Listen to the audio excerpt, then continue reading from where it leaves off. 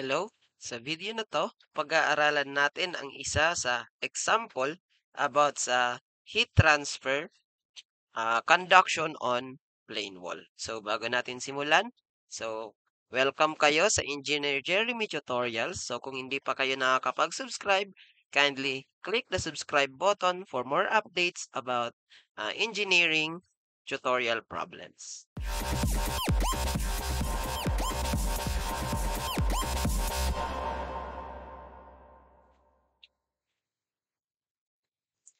So, meron tayong sample problem dito. So, ang sinasabi dyan, a block of ice with a temperature of 0 degrees Celsius lies on the upper surface of 10 centimeter thick and 2,400 centimeter squared slab of stone.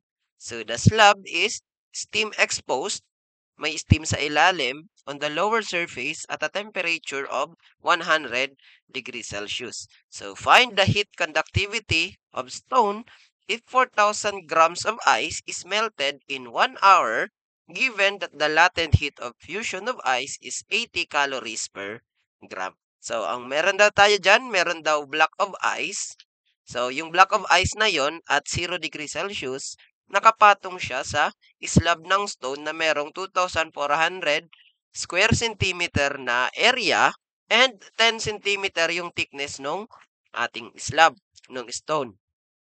So, yung slab draw na yon merong steam dun sa ilalim and yung steam na yon tumatama sa surface with a temperature of 100 degrees Celsius. So, ang pinapahanap dito is the thermal conductivity. The heat conductivity ng stone if meron daw 4,000 grams ng ice na natunaw sa loob ng 1 hour kung ang latent heat ng fusion. So, what do we mean by latent heat of fusion?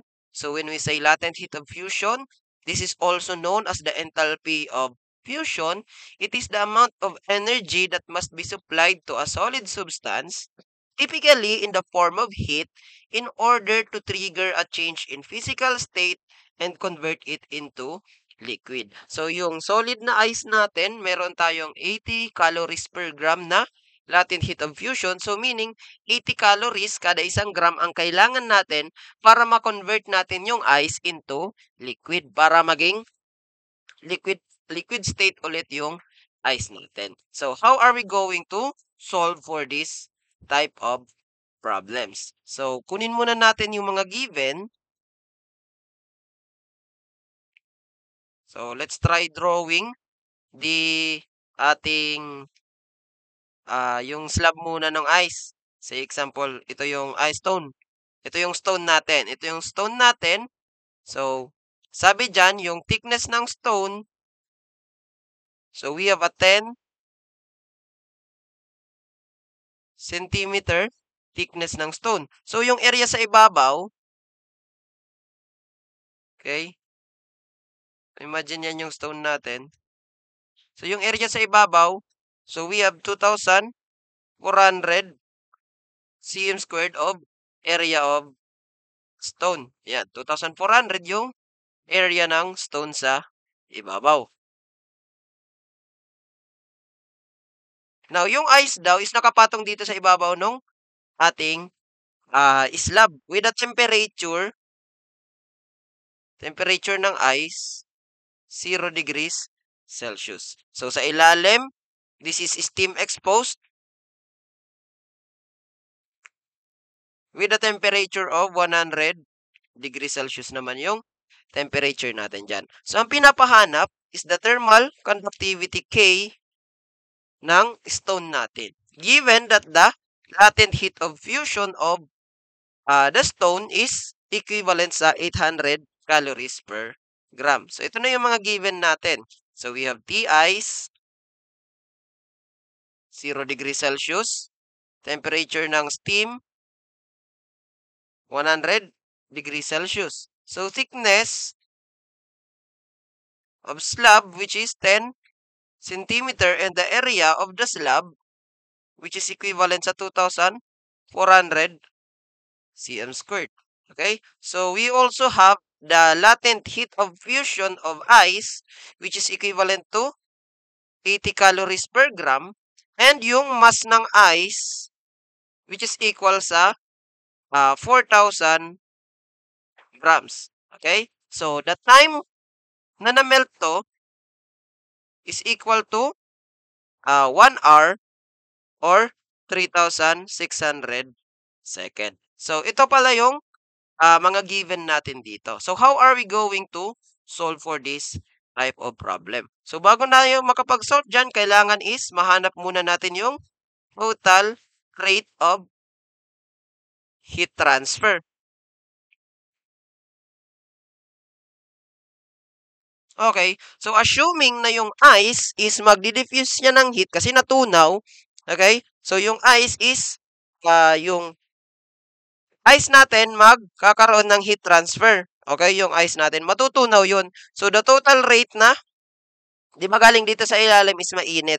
So, yung heat na galing dito sa baba is pupunta yun sa ice para, which is the reason kaya natutunaw yung ice natin at 80 calories per gram. So, 80 calories ang kailangan natin sa isang gram para matunaw natin. So, we all know that the rate ng heat transfer by means of latent heat, di ba that is equal to mass times the latent heat of fusion natin. So, therefore, using our formula and the given,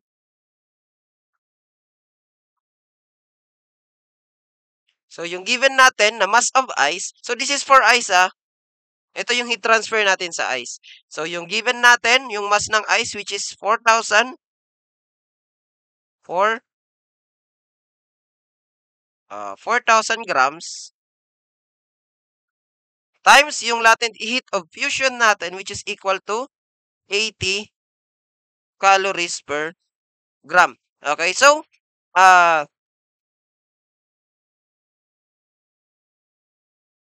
this is equal to Q ng ice natin. So, this is the total amount of heat na kailangan natin para totally matunaw natin yung ice dun sa ibabaw. So, using our calculator, so 4,000 times 80, so that is 320,000 calories. So, we need 320,000 calories of ice para matunaw natin. Now, we will divide this, we will multiply this ng 1 hour. Kasi, sa loob ng 1 hour, kailangan matunaw na lahat yung ice natin. So, this is 320,000 calories per hour. Sa loob ng 1 hour, ito yung kailangan natin para totally matunaw natin yung 4,000 grams of ice. So, we will convert this times 1 hour, 3,600 second. So, we will divide this by 3,600 para malaman natin yung rate ng heat transfer na kailangan sa ice natin.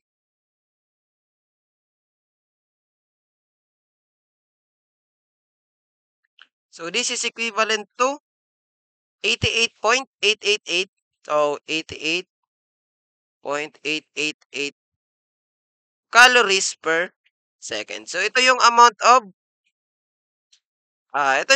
ng heat transfer rate na kailangan natin, na gagamitin natin na siya ring magta-travel doon sa slab natin. Okay? So, 88.88 calories per second ang kailangan natin para totally matunaw natin yung 4,000 grams of ice sa loob ng isang oras. So, therefore, yan yung magta-travel dito sa slab natin.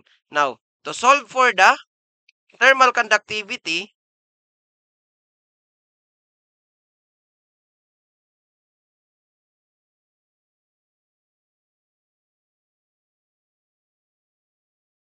so galing sa formula natin na sa conduction heat transfer, we all know that Q is equal to K times A times change in temperature all over the thickness. Okay, so this Q here, ito na yung sa slab natin.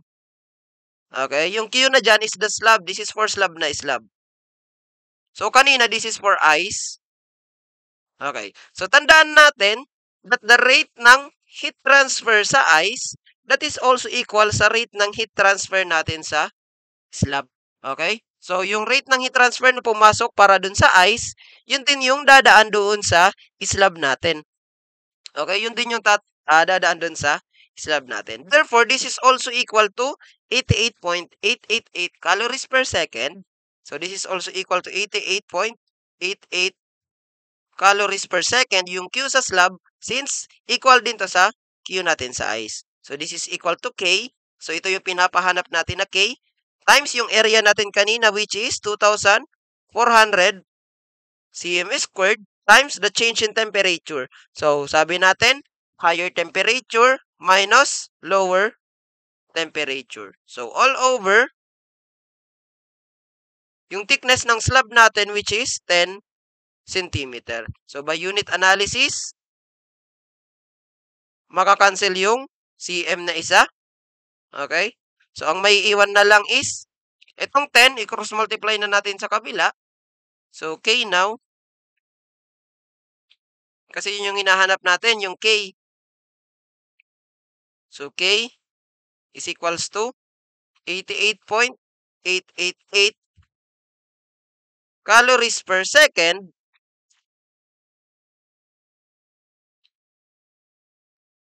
times 10 centimeter. Ito na yan, minultiply doon. So, divided by 2,400 cm squared times 100. 100 minus 0 is also 100 degrees Celsius. Okay? Unit analysis. Maka-cancel nyo lang yung cm dito. Okay? So, this is now equal to 88.888 times 10 divided by 2,400 times 100. Press equal. Meron tayong makukuha na 3.7 times 10 raised to negative 3 calories per second per centimeter per degree Kelvin. So, this is equivalent to 3.7.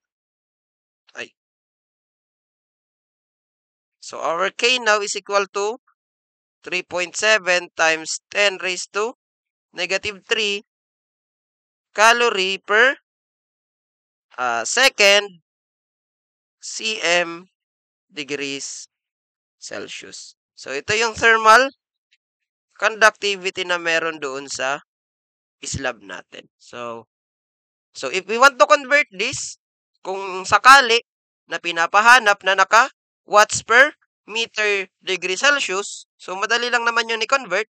So 3.7 times 10 raised to negative 3 calories per second cm degree Celsius. So unahin muna natin i-convert yung calorie. We all know that